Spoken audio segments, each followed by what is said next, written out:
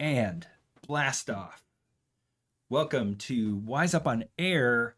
We are here to go hands on with the new Strata collection, Spaceships Ambient, Fire, and Water. I'm joined by Chase Steele. Hey, Chase. Hey, how's it going, Damien? So good. Welcome to a day. You're all ready to lift off over there in your great NASA. I don't even know if I can call it a costume. It's more It's like pretty a close. uniform, right? A uniform for Yeah. space age living. Yeah. I mean, I paid $50 for it, so I'm going to get as much use out of it as I can. And today helps. So, Excellent. Well, yeah. I'll be playing the role of the alien today in this Halloween episode of Wise Up on Air. And I can't wait to get rolling with all of the cool demonstrations you've got lined up. So, with that out of the way, we're going to go hands on in Reaper and Unreal with the new collections. We'll circle back and talk about how you can get your hands on the free Strata samples. Uh, but otherwise, let's take it away.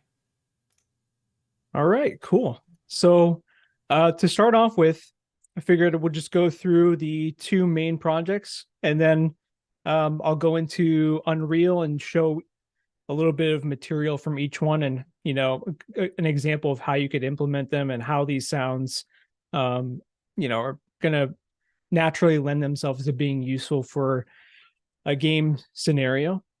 So we'll start with spaceships. I think is the good thing to do. And that's the bulk of what I think would be interesting to listen to inside of the project.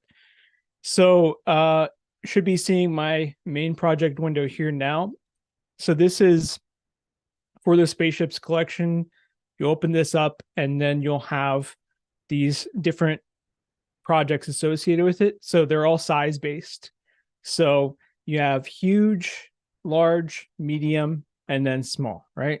And those are associated by color. Those are all different sub projects within the Reaper project.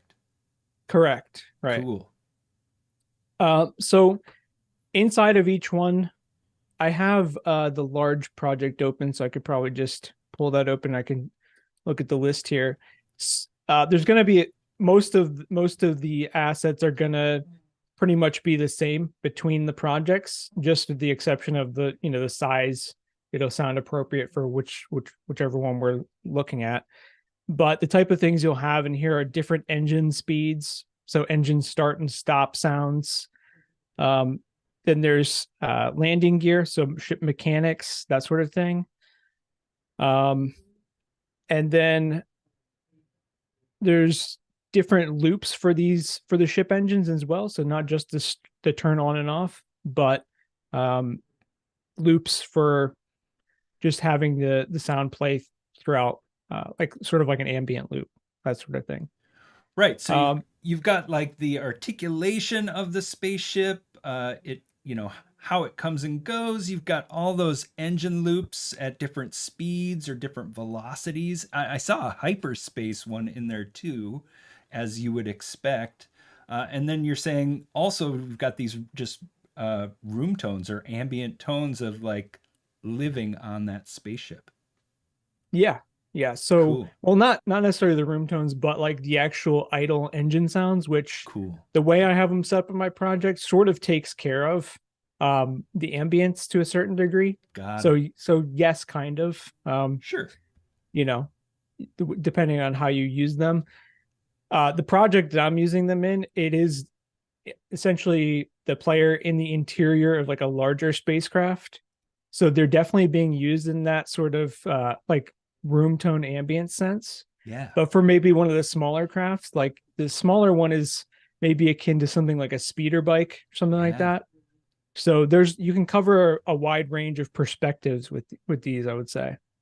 That's great. Uh, so maybe I'm trying to think what would be the best thing to give like a sense of size to quickly listen to each of these.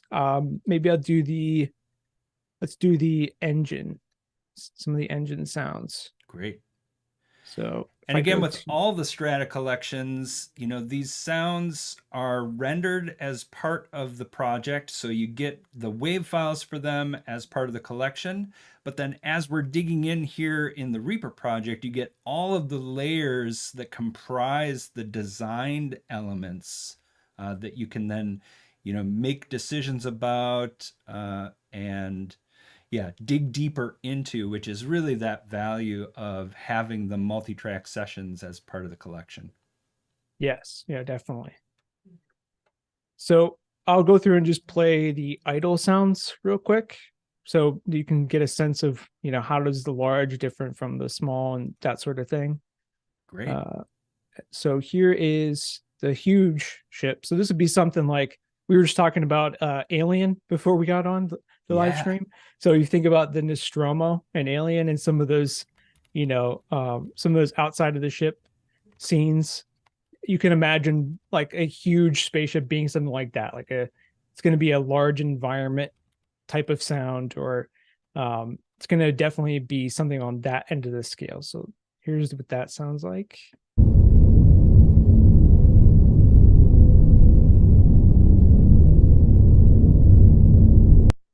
All right, so that's just the idle, and then large.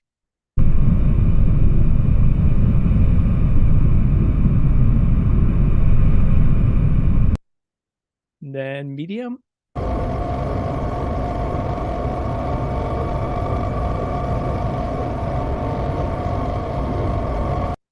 And then here's small.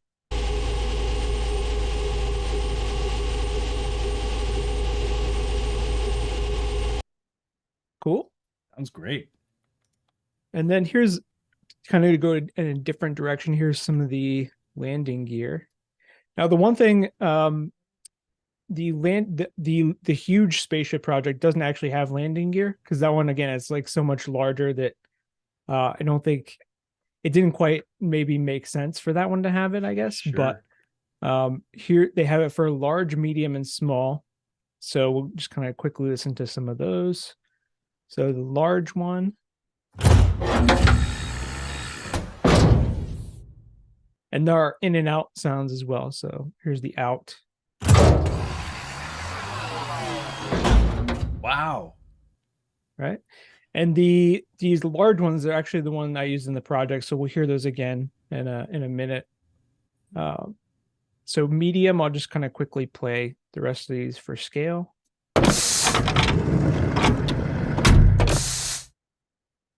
And then here's small. Can we unpack one of those large landing gear sounds? I'd really love to see what's in there. Wow. Yeah, Yes. just Yeah. a ton of layers there to get to that rendered sound that's available. And now you can dig into the depth of it. Wow, cool. Yeah. Let me zoom in here a little bit. Yeah, that's great. Look at all that stuff. Yeah, Yeah. So some of these they'll have, like a basic layer which has a lot of the mechanics and that sort of thing. Looks like there's no synthetic or synth type of stuff going on for this one. right. But most of the other layers are not and used for this sound, but you can see there's a lot of different mech layers. So maybe we just go through a couple of those. So again, here's the whole thing together. Right. Great. And if we break that down a little bit, actually there really is a lot of layers for this particular sound. It's pretty cool. So mechanisms, maybe mechanisms 1 and 2, we'll put those together. All right. Sounded great. So the big sort of clunky open and close type sounds. And then we have some servos. Right. Nice. Air release.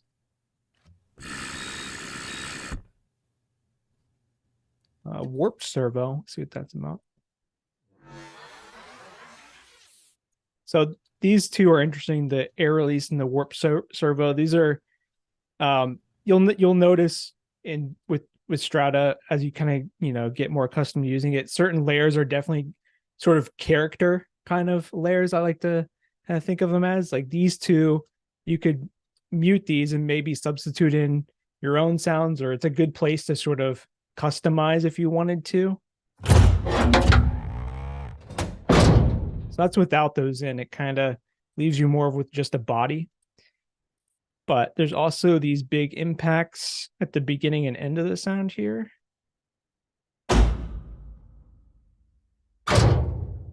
Right? Those are great. So I wonder without those in, wonder how that comes across. Yeah. So the core of the sound is sort of still there, but a little bit less of an impact without those in. Sure. And I don't know. Let's see if the cinematic layer is adding anything here. I don't know if this one's set up to have that. Let's see.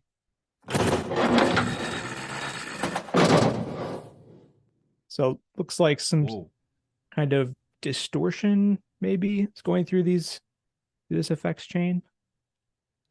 Oh, LFO, yeah. So when you controlling. just kind of open the door, because, as part of Strata, you get access to the Enrage plugin, which is really like a suite of plugins. And what we're looking at now, you're digging in deeper to what's being processed on that cinematic layer.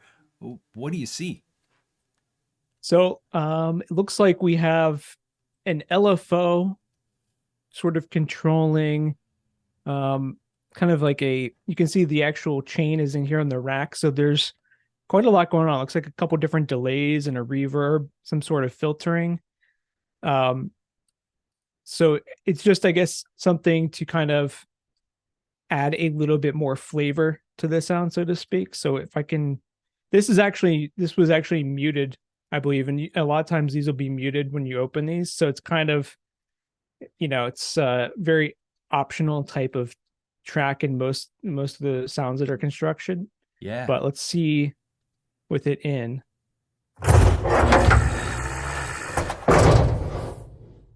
So it's just kind of adding a little bit of intrigue to the Yeah. sound. In this case, a lot of times you'll find the cinematic layers are usually for some sort of low frequency impact to kind of give it some oomph. So I was kind of surprised this was a little something different, but still pretty cool.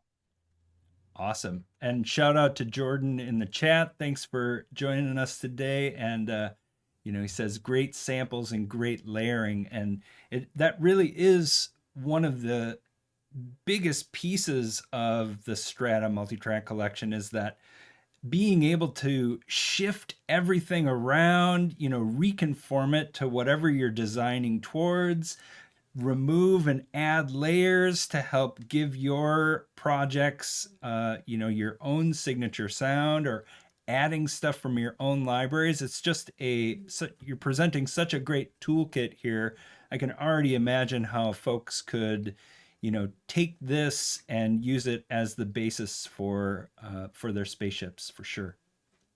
Yeah, and I think in particular this landing gear sound with all these layers, this is a great example of one of the instances where you can really customize a Strata project with your own stuff.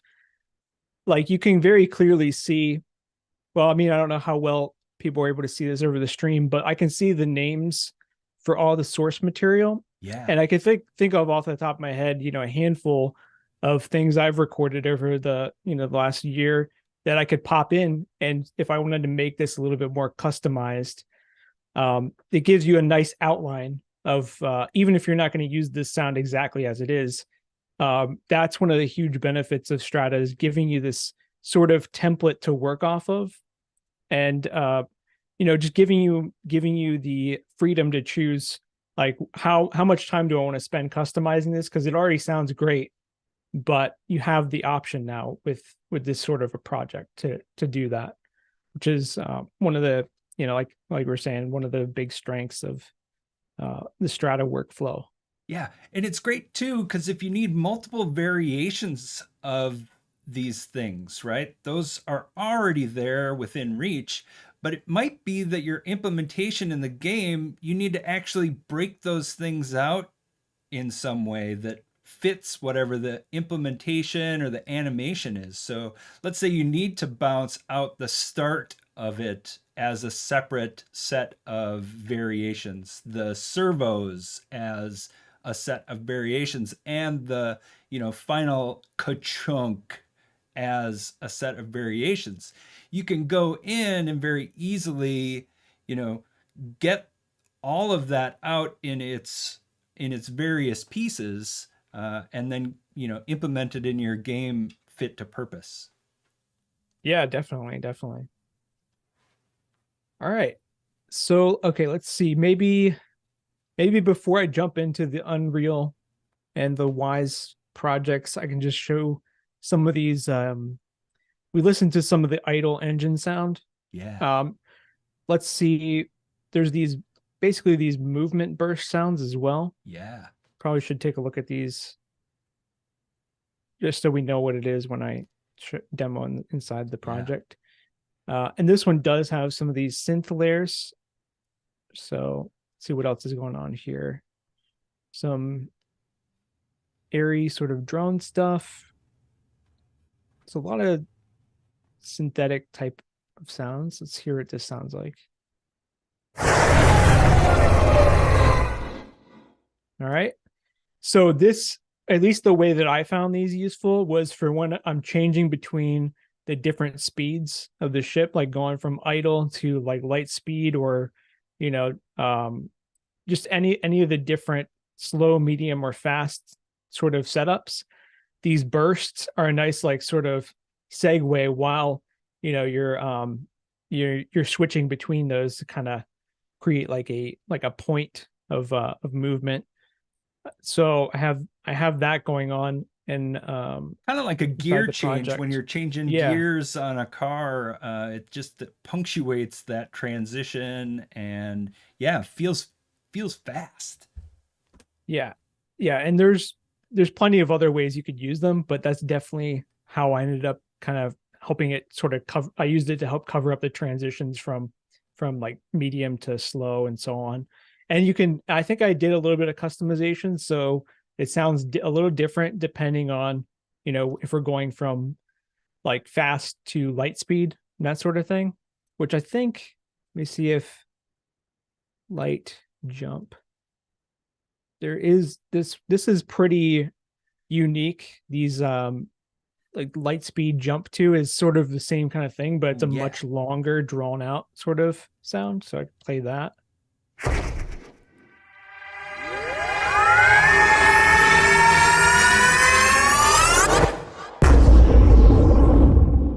Right. Cool. And then you have that coupled with, should be a, let's see, is it this? No, that's what I just played.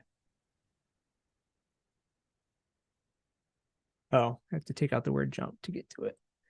So here's just the engine running at light speed then.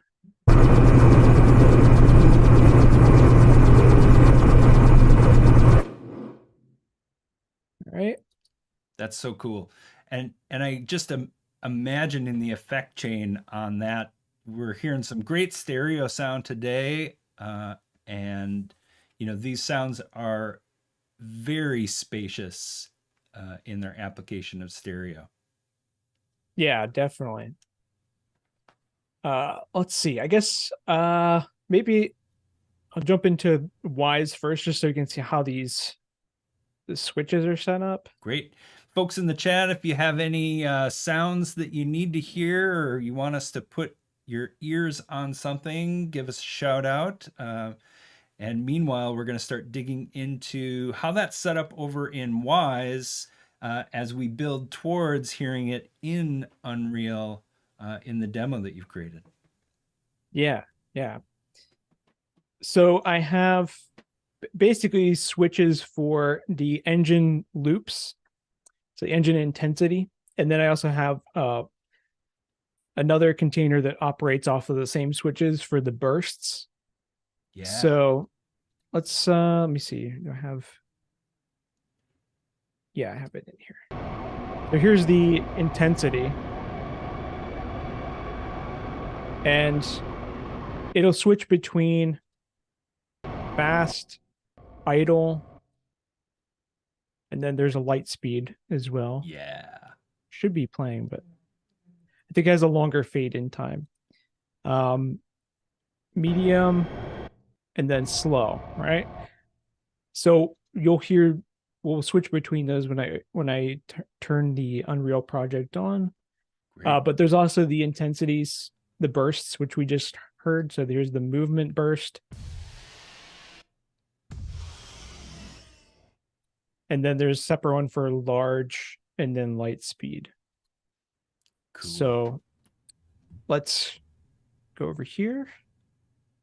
Awesome. Now, before I even hit play and kind of demonstrate this, this is what I wanted to show if I go outside of the ship here.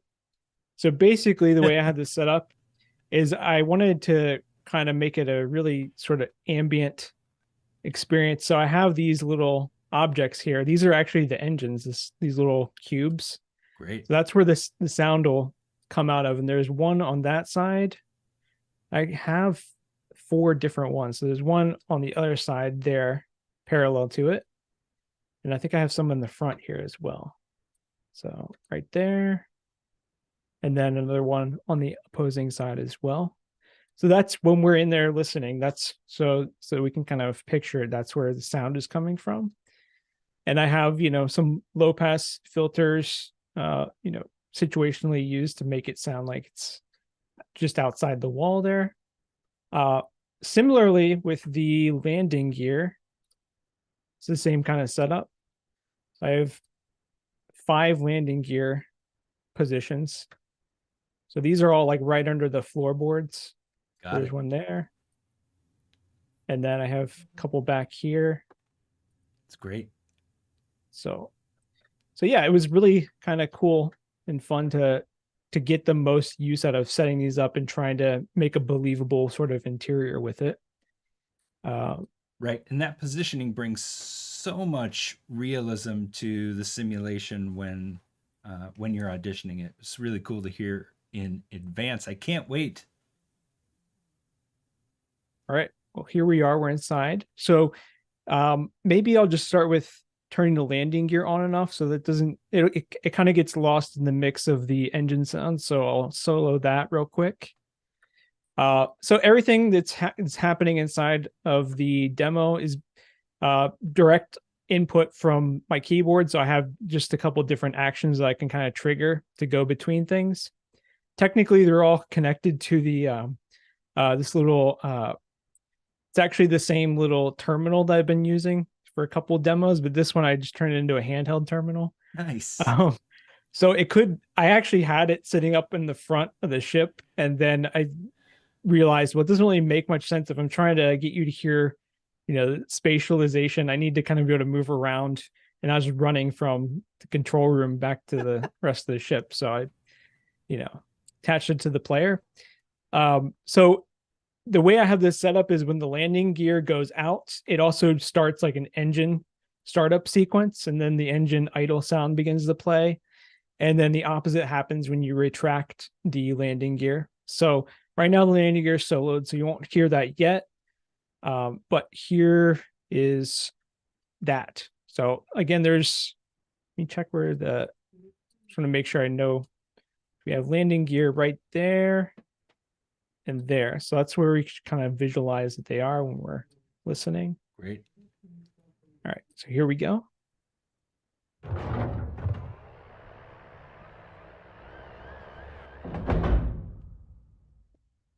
right, so that was putting them out. And then I think there's another one over here. So I'll bring them back in. There is like because of the way it's set up with the engines, I do have it on like a cooldown so they can't just keep triggering them.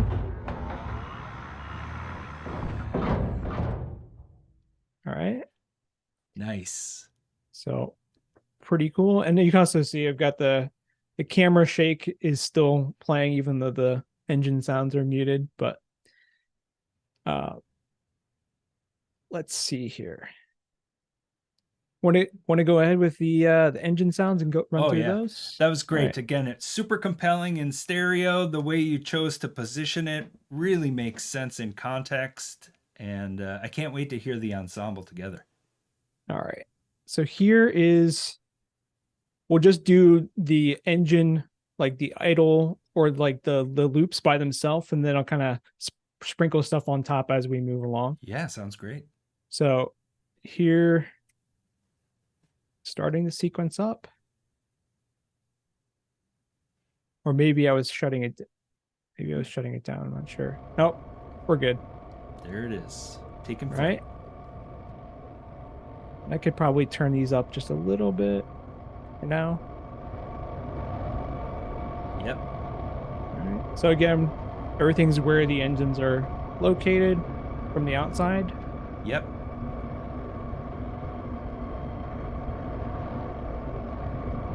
Yeah, that sounds great. Right.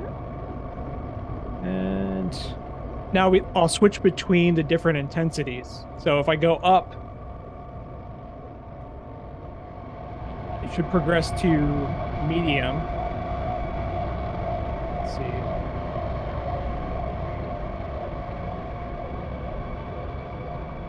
There you can see some of that going on there. So it's on slow right now. I think I may have just landed Yeah, I it by think you might mistake. have Yeah. just landed I it. might. Yeah, hang on. But you love jumping into that Wwise profiler to be able to see what's really happening. Yeah, yeah, absolutely. All right, there we're taking off again. It's great. And now we'll go to, let's see, we should go to, it's on idle right now. Great. If I go up one,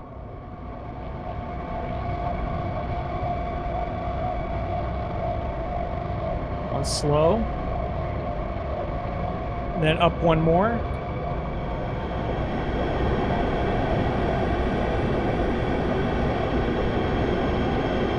There's medium.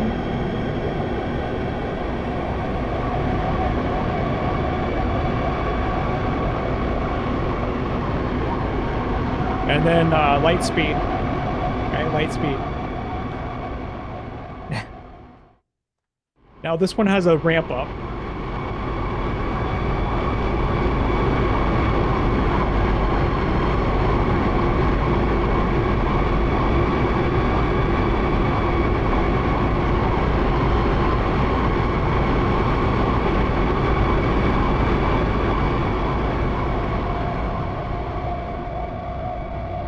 All right, then back to idle. So there's kind of moving through the intensities, and it works out pretty well, especially when you add the camera shakes in there. Yeah. Which something I didn't quite figure out a way to do it, but I wanted to ideally have the sound drive those camera shakes. So that's Right. something I'm looking into, but could be pretty cool. Yeah, and that Um, that might be capturing the output of the engine bus in Wise as a meter, turning it into a game parameter, getting that game parameter over in Unreal, and using that to modify the shake intensity parameter, right? yeah, something like that. Cool. Cool. Um, but this was pretty cool because basically this whole system is set up. There's no actual moving animations. It's all just making it believable. Is all just in doing it through the sound. So I thought it was a kind of, it's a fun example of, where sound can sort of drive the experience a little bit. It is a great example, and I have to say, kudos to you for taking the engine sounds past just a two-dimensional representation. I think it's common and an easy reach to create the engine sounds for a spaceship that you're inside as a 2D non-positional kind of element, but you know putting it in place throughout the interior of the spaceship, having that 3D presentation of the engine sounds and the landing gear, like it really takes it up a notch as far as believability and immersion. So really nice work. Yeah. I mean, it was definitely fun to try to kind of figure something out quickly. So, um, okay, so I guess let's hear. Maybe I'll do the bursts by themselves quickly, and then we'll put the whole mechanism together Yeah, great. so that we can get a clear picture.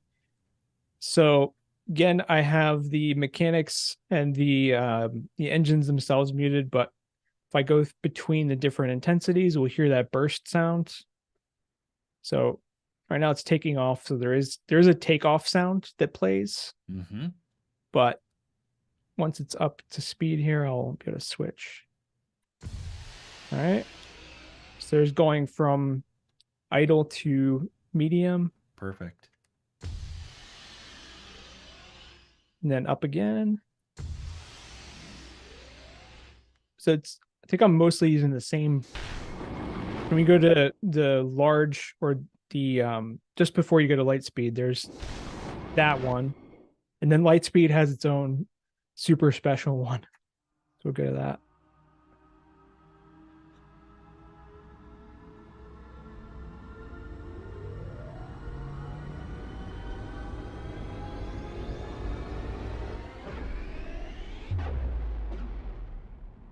Okay. That's an awesome payoff. Nice. And then we could put everything together, I guess, here. Yeah. Any questions before I No, go again, put so the, we've put the got whole we've thing? got the startup sound, we've got the landing gear, we've got the engine intensities, we've got those the the what was it called? The blow offs, the uh Yeah, intensity bursts, I think is registered. intensity bursts, yep. Yeah, And so yeah, let's hear it all working together. cool. All right. So everything we have the mechanics in there. So we hear it's all basically going to be good to go from this point. So taking off.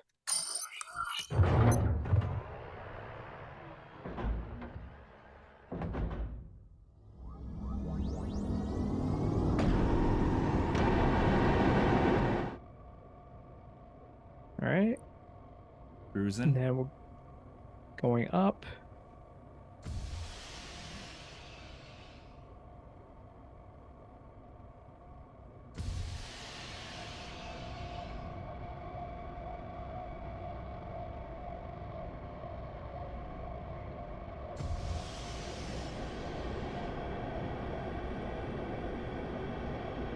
And then light speed.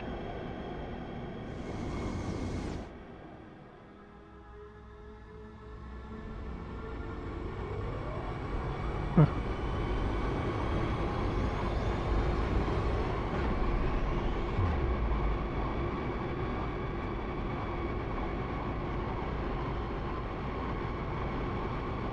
All right. And then I have it set up so I can actually go from any speed to landing. So it doesn't matter, which is also kind of cool. So here's going from all the way towards, the far end of the speed spectrum down to landing.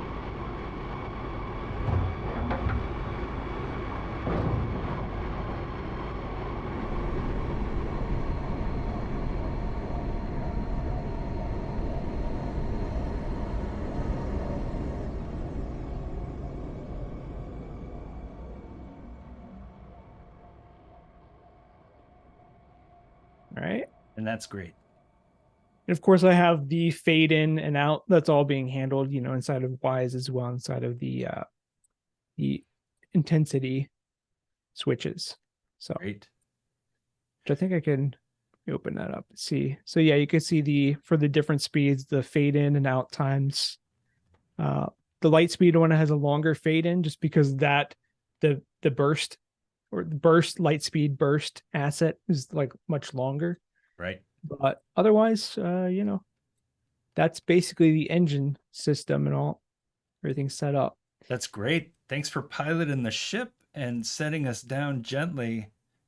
It's such a great example of, again, like the intricacies that you can go to present a realistic environment for this kind of experience. It's super cool. Yeah. Now, what we're gonna explore next was with the ambience fire and water, because now we're in this spaceship. Where does the fire and water come into play? Of course, right? So, what happens when things don't go so safely, right? Uh, so, I have a series of explosions and then fires that occur from them that will happen. Actually, the way I have it set up, I had to go and reconnect the in the blueprint for it, but it'll happen after you go to light speed. So after that, that's when maybe the ship can't quite handle light speed, right? So this will also be an equally, I think, fruitful example of how you can get all the assets from fire and water, like how they all play together and how they work. You can really see like the thought behind whoever designed these. It was designed for these sort of scenarios. So everything really makes sense. When you start using these collections, you can quickly see, oh yeah, I need that, and it's there, and it all kind of lines up. So none of these projects are put together arbitrarily. There's always some sort of really nice cohesive vision that usually aligns with what you're trying to do. That's what I often find. Yeah, that's Uh, great. And it's also just raw material for other sounds that you need to design that don't necessarily fit common use cases or the intended use case, right? It's like there's no reason you can't reach into the sound of spaceships to grab impact sounds that might make sense in your game, and there's no reason not to jump into the ambient fire collection to uh, yeah, you've got a firefighting game that you want to work on, right? yeah, and to that point, something I've actually I found this like more over time, because of the way that all these collections, there's some sort of logic behind how they're set up. It actually makes me remember like different. I like it actually is like, oh, I remember that impact from spaceships, and it's just you have a different way of um being aware of what sounds are in your library collection than you would if when you normally think of all your files and like inside of SoundMiner or whatever. This is a much more memorable way of sort of organizing things. So it really does make finding sounds much more accessible without really even having to try as hard. So Well put. yeah, Exactly. cool. So I have the fire and water main project window open up here. And I think so. We don't have in the collections that have been released up to this point. There's not much in terms of fire and water. So I think a lot of these sort of fill in like the gaps. Like you'll have different assets. I think in the one I remember having fire in before was the Ambience Doom collection, which was Hmm. released like a year ago. But when I was in that, there was like certain things that was like, oh, I wish I had more of this type of fire or more of this. So this kind of is definitely you know, really helpful addition as far as to what was already there. But Well, and there's water in the physics collection as well, and so the water collection here expands on what's there, and with these kind of organic elements, you can just really never have enough variations, because yeah, you never know which is going to be the one that suits your design intention, right? yeah, and these are again because it is fire and water.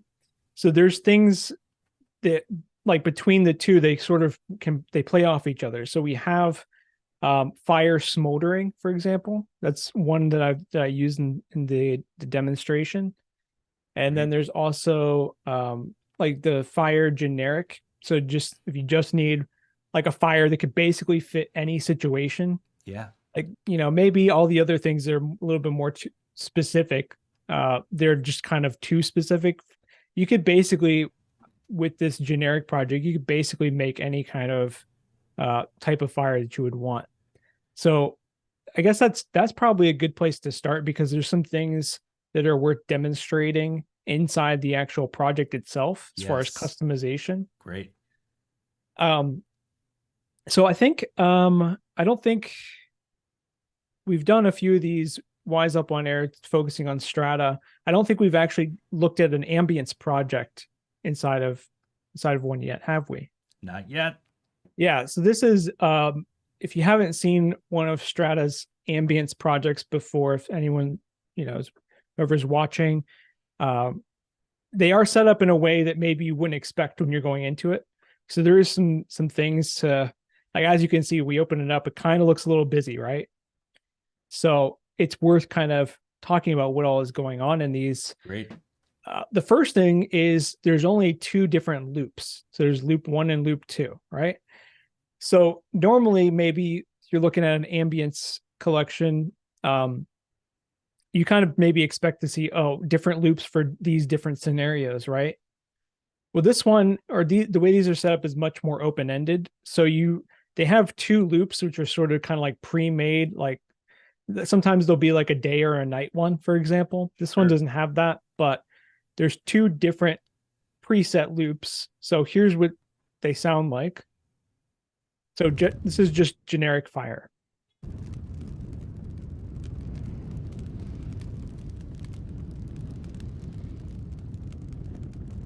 And then loop two. Right. So they sort of amount to two different flavors generally. And then you see there's a bunch of different macro controls under each of these layers, which I'll get to that in 1 second. The thing to look at up top here is these composites. So depending on what format you want to use for your ambience in your project, you can actually you can unmute different channel counts, and then when you go to render, it'll actually Reaper will render out whichever ones you have unmuted. So you could do multiple if you wanted. Now the way they're set up for you when you're listening, as we are now, is it's just going to be set up in stereo. So if I were to unmute any of these, they're unmuted to where I could render them, but they're not actually routed to the master bus. So any questions about that? No, I mean, essentially what you're saying is the projects come pre-formatted to be able to render to any of these output configurations. So whether you're talking a ambisonics mix, multi-channel surround formats, or just plain stereo, that's Right. all wired into the project so that, yeah, you don't have to do any of that routing to get it rendered in the format you need. Yeah. So it looks.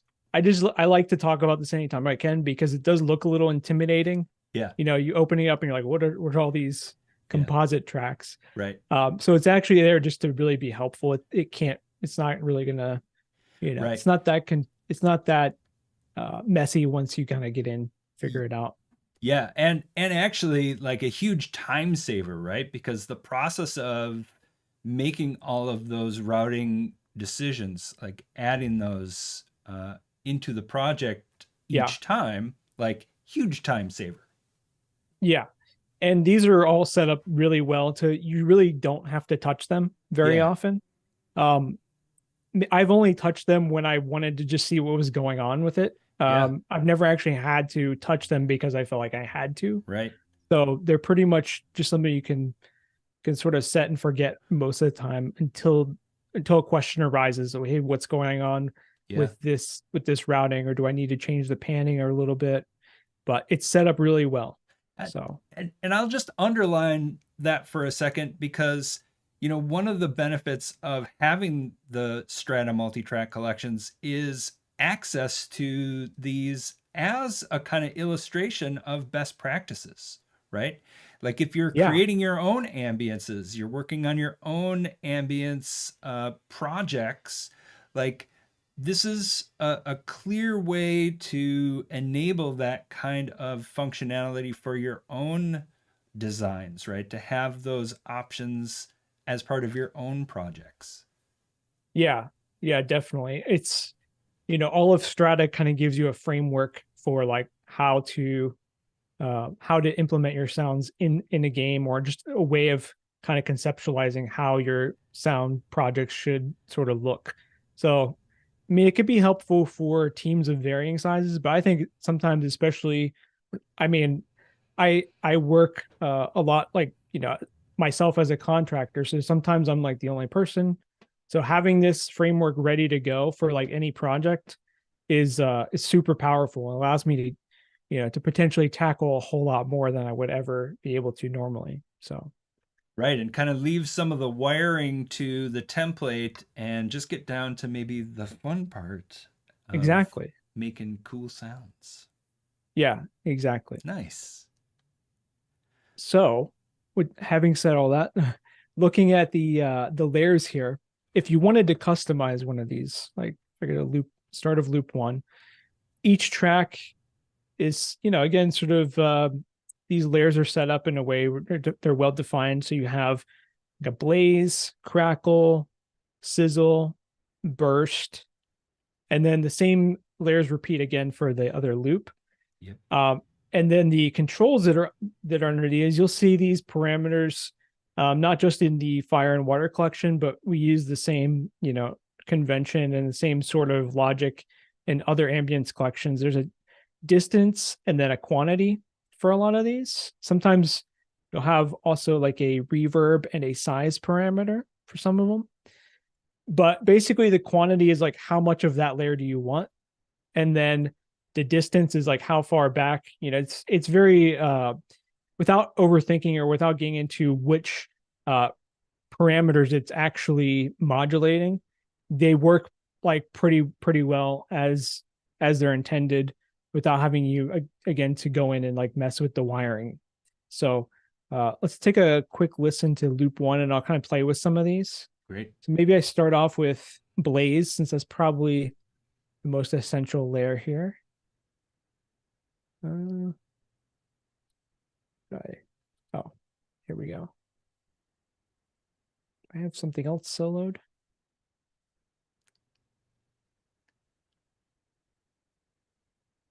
Not sure what I may or may not have accidentally clicked on. Let's see. Yeah. Is the stereo Oh, layer muted? Yeah. There you yeah, go. that's my bad there. It's cool. Yeah. Okay, so blaze, right? Now this blaze has an intensity, so I can turn that, make this a little bit bigger. If I go up, right, more intense. As I go down, it's a little bit less intense. I mean, it does exactly kind of what you are thinking it does, Sure. but what's actually happening here is can be quite a lot at times. So if I go to actually see what this is controlling, Yeah. let me open up the effects. Let's see.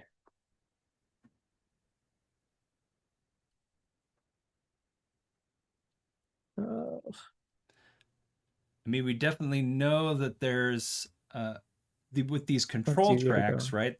Yeah. That it exposes a simple parameter that is actually puppeteering a lot of different properties across different effects and yeah, EQs, modulation. Like, yeah, it goes deep. Yeah. I'm trying to find the.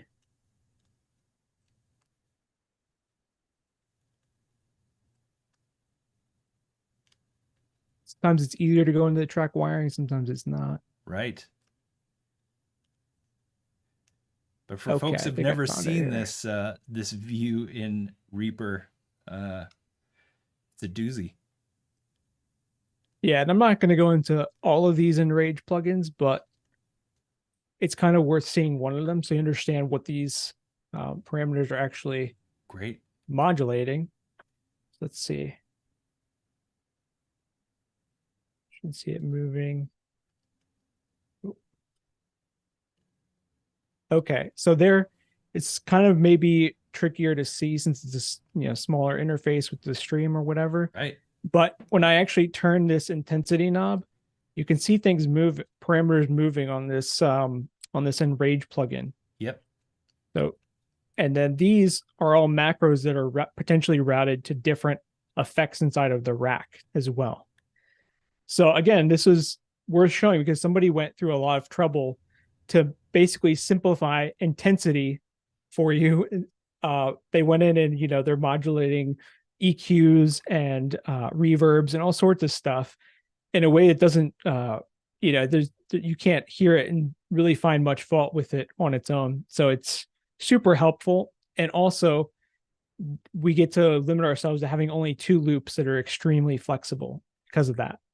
Right. And now expanding on those loops becomes a question of, well, modulating that control track property. So you might put a modulator on that to randomly control that variable and, you know, get more or less blaze over time, right? Yeah, you could definitely modulate them for sure if you want to. Right. Infinite variation machine to an extent, right? Yeah, and in a way that's really not overwhelming either. Right. So it's kind of, these make it very accessible to get in here and make multiple variations of the loops if you need them. I can play the whole thing together and maybe kind of tweak some of these individual Cool layer parameters on some of the other ones as well. So sizzle, that's probably one worth looking at. So this one has a quantity and a distance. So sometimes if you're playing with these and you feel like you're not hearing much going on, it's always worth checking how the distance is set, because if it's far away, you could change the quantity of it all day and you won't really get much. Right. Let's see. We turn the quantity of sizzle up. We're kind of hearing it, but look at where my distance is set. If I bring it closer, now I can increase that quantity. Oh yeah, that's cool. Or decrease it. Well, and there's some cool panning that's happening as you increase that as well. It's shifting it back and forth. Yeah. So a lot tied up with that control parameter under the hood. Yep. And let's see, burst. This is an interesting sort of layer. So that's already pretty close. I'll bring it a little closer yet.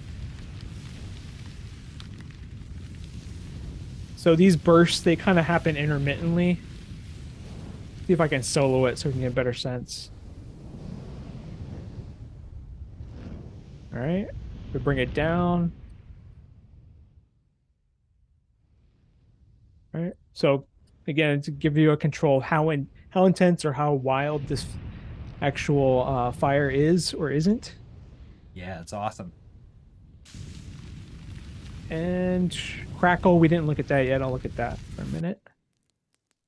So this is pretty much exactly what you would think it is.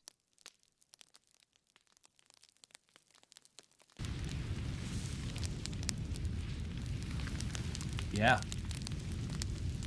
All right. It's great. And of course you can mute, you know, just as easily you can mute any of these layers if you just want the blaze sound of the fire. So it's, you know, with the generic one, you could do a whole lot of stuff just by itself.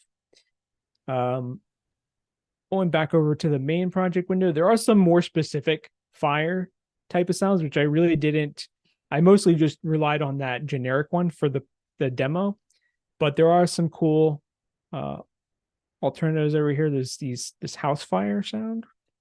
No houses were actually set on fire. I don't think so.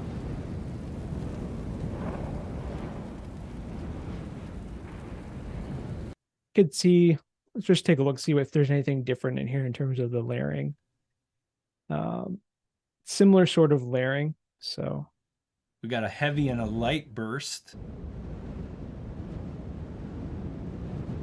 Yeah, let's see what the difference of those is, since we don't have that example elsewhere. Okay. Heavy.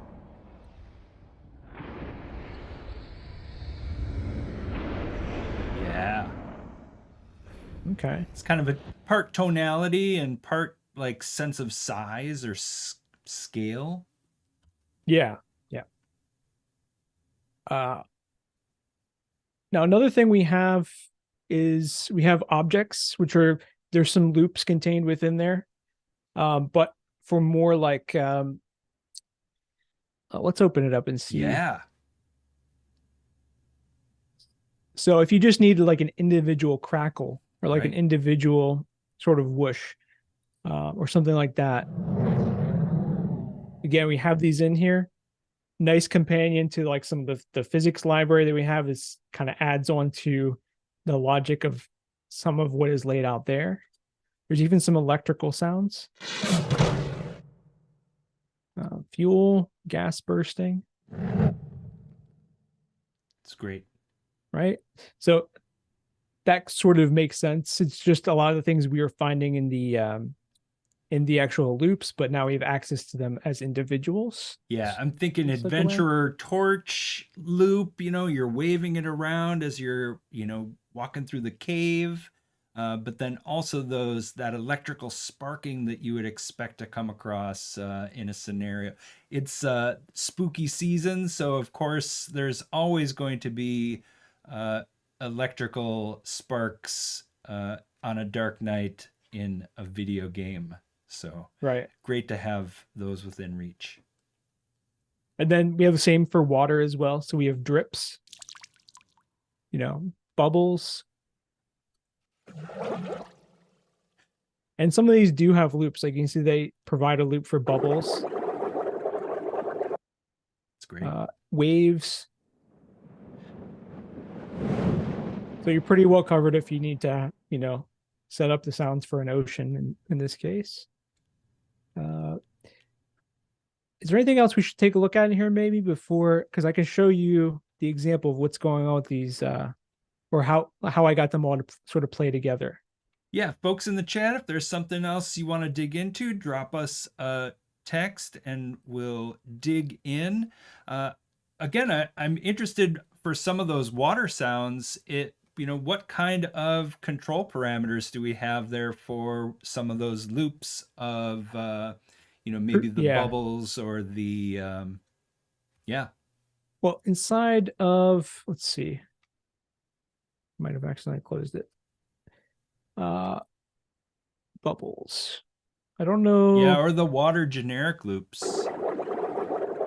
So inside in the objects, it doesn't look like we have any individual parameters there, Got it. but I'm using here's one of the projects that I ended up using, which is the water flowing. Perfect. So in here we have things like rapids, spray, gurgle. Great. So we can maybe hear some of that. Yeah, look at all those control parameters. Here's the roar.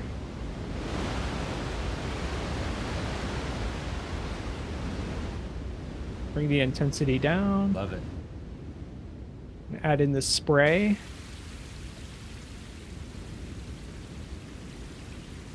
So maybe you're at the base of a waterfall, like right up close. So maybe you want more of the spray there. Yeah. And change the distance.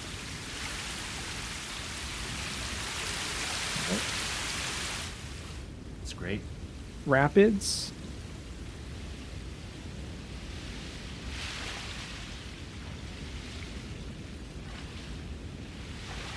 There's with a lot, and then with none.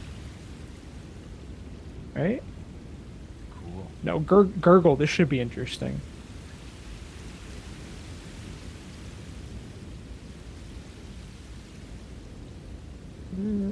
Don't feel like I'm hearing a lot of that. Let me see what's going on. Yeah. Oh, there we go. Cool. That'd be cool for like if you're underwater, maybe that's like a nice layer to have. Trying to change the positioning of maybe there's like a switch where the player goes underwater. You can have more of that. Yeah, or you're swimming, you got little Yeah. swimming loop that's happening and you're punctuating it with some one shots when the hand goes in the water, but otherwise you use that as a nice background element. Yeah. Yeah. Cool. So yeah, it's a pretty good example of these water projects, what kind of parameters you have. Outside of that, the format for the composites with different channel formats, that's going to be the same. Right. It's the same for any ambience project. They're all set up this way. So you don't have to worry about relearning that once you've got it figured out. That's great. The consistencies across the collections are one of its strengths as well, because once you're working with Strata, these are the things that you come to rely on as part of your workflows and processes to speed things up so that you can get to the more creative aspects, right? You know those are there, you know you're covered, and you can get down to the good work that needs to get Yeah, done. for sure. Cool. So we're going to hear it all come together now. Yes. So let me I think I have it soloed. Yeah. So we'll just hear the ambience, so the ship noises won't interfere with anything for the moment. But to kind of give you a layout of what's happening, there's going to be different points inside here that are, there's going to be a burst sound. So if I play fire debris, so this is one I didn't show, but it's inside the objects project. So we have that going on.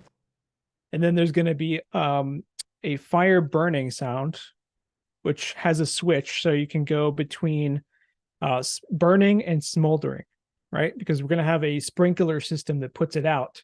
So when that happens, you don't want to have the same the same sound going on. And then with the water, there's a sound for the actual sprinklers individually. Then there's also a dripping sound to kind of layer in with that. So we'll hear all those things sort of going on as the sequence progresses. So, all right. So to start it, I have to go put the ship into light speed. So I'll do that. And there's a delay. So in about 5 seconds, it'll start going off.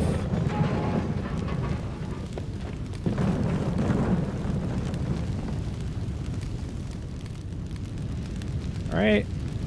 You see there's fire. And that's the burning loop, Great. which I believe is what I got from that fire, just the generic project. Sure. And if I turn the sprinklers on, see how things change here.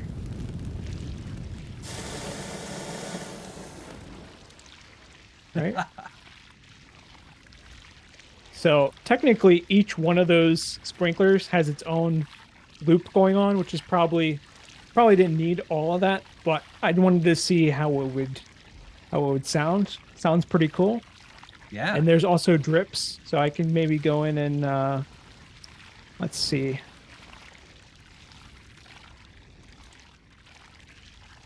I thought I had that. Maybe I need to do this. There we go. So there's just the drips. That's awesome. And then here's the actual sprinklers running through here. And this is from the water flowing project. So there wasn't really like a sprinkler per se inside of that objects folder, but I made something work. Totally. In fact, I have a, let's see, where is it? I do have a high pass filter on this. That's what it sounded like coming out of the project. Sure.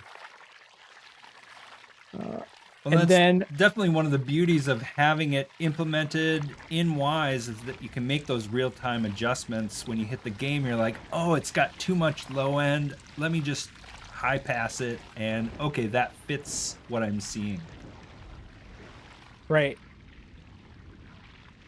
And I think the only thing I didn't mention yet was this, there's a sizzle sound. Let me switch back over here. Right? So I have that playing when when the event begins. Right. So I think the cool thing here is to be able to have this the fire smoldering, that project, Yeah. and then the main one, because you have like the natural interplay between the water and the fire right here and all in the same project. And it was pretty much the part that took me the longest to work with here was just setting up the events, and then I already knew I had the sounds to plug in, and it very naturally was already sounding pretty decent from the start. So anything that I do beyond this would just be tweaking it and making it sound better. It would be the fun part, so to speak. Right? Totally. Yeah. I love how, So the idea that you get everything stood up with a sound as quickly as possible, and from there you continue the process of focusing the sound to represent or tell the story that you want to tell.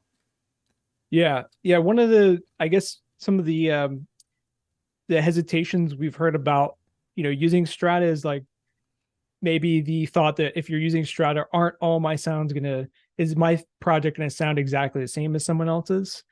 And the thing that I've gained, or the thing I've kind of realized having used it for a little while now, is because everything is like already sounding good, from the start. I know I can go in and set up, the environment, and I can ask myself the question, does this sound believable? And most of the time, what I get in right from the collection, it sounds great, it sounds believable. And then because that hard step is sort of overcome, now you can get really creative, and then you can really each time you actually have way more resources to try to make it sound like as unique as you want, and add your own material. It just kind of alleviates having to worry about whether or not it works, if that makes sense. It totally makes sense. And so having that baseline, standing it up, getting it in context, like that's game audio in a nutshell, when you're just getting started with creating that connection between your sound and the game. And like you said, from there it's, well, how do I craft this to be a better representation of what's happening? And sometimes that's the sizzle that you added to the start of the extinguisher. Again, storytelling, like, oh, it's putting out the fire, of course it's going to sizzle. And yeah, then comes the gurgling, or adding in a layer to some of those vehicle engine sounds to the spaceship. Oh, this is what makes my spaceship unique now that I've got something in place that I can believe, or that I can work with. So it's that, and that's the fun part, right? Yeah, definitely. Yeah, It gives you much more time to do the fun. So that's a win for anybody. totally. Well expressed. Dig it. Well, what a beautiful demonstration of these three collections. Really nice. Really nice. Any last things to show? I think, I mean, we've seen everything, but maybe I can just kind of turn it on here and hear the ship with the That's fire and everything whole going. thing. And Yeah. yeah, we haven't done that quite yet. So let's just see. All right. And taking it off.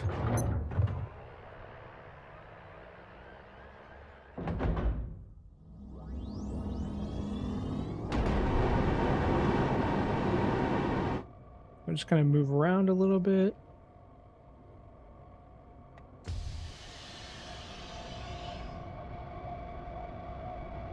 All right. And then I'll start the fire sequence.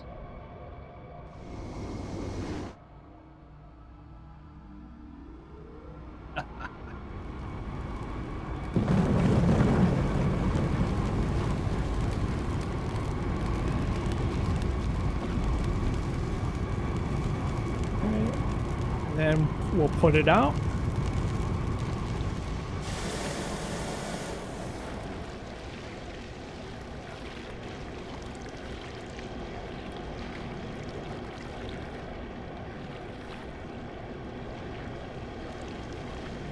And then we'll go ahead and start the landing process. Set her down.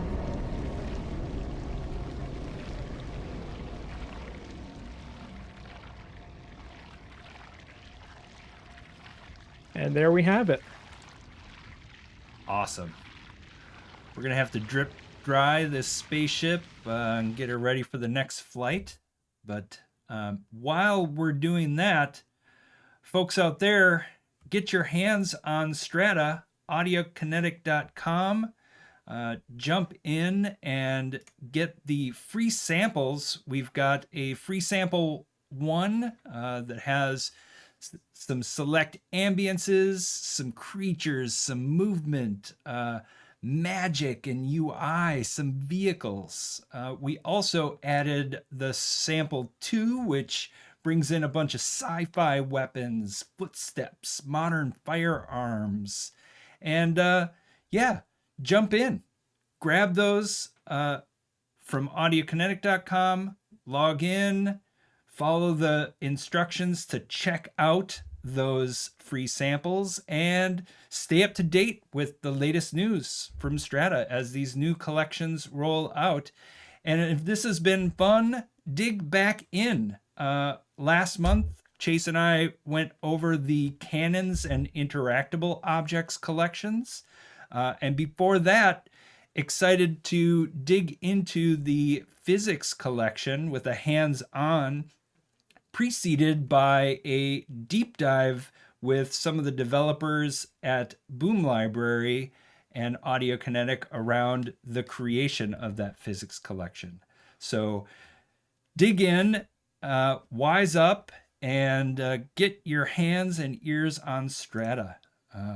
Chase, what a pleasure to be doing these with you these days. Yeah, it's been fun so far. So Yeah. so yeah, I'd be kind of, I think with the next one we do, I've been kind of migrating some of the stuff that I have in these projects over to like one project. So as time rolls on, we should see like I should be able to point out like more things to interplay with each other. So I encourage people to keep checking in and see how, our little Unreal project evolves when we continue to add more Strata material and more complexity in the Wwise project. That sounds great. Yeah. I can't wait to see where we end up. And thanks again for bringing all the great experience to Strata and Wise Up on Air. Yep. Thanks for tuning in, folks. Hope you had fun. Drop us a line if you have any questions, or leave it down in the comments. Get signed up for notifications if you want to hear about when we go live with these live streams. And we'll see you on the next one. All right. Cool. Take care. Take care. Till next time.